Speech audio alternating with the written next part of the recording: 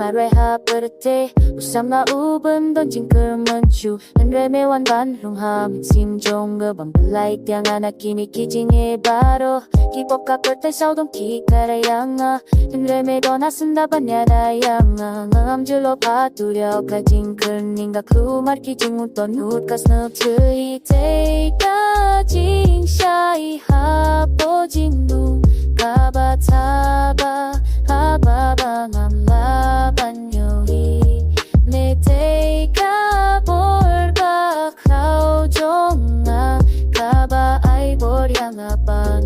nangya kunya ki jinge melong ubleyu badon bortama birthday shalenti baba bunsing yang ame yalam to nang yalam kerkuyeng ngatay kanda angin awam bandemban ay nguyame bunsing na jinging alindet name ajingim samlang aklet ban ay nguyame mepila ini yaw nong pop kumang ako sungan dembad nang yawag yame kopa DEI KA JINGSHAI hapo jingdung kaba taba habang ang laban yoi me DEI KA borba khao jonga kaba ay boryang apan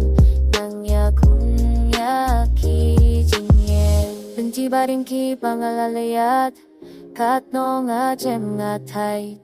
Henry ka jing isnay jong me yang amiwan bani arapan palay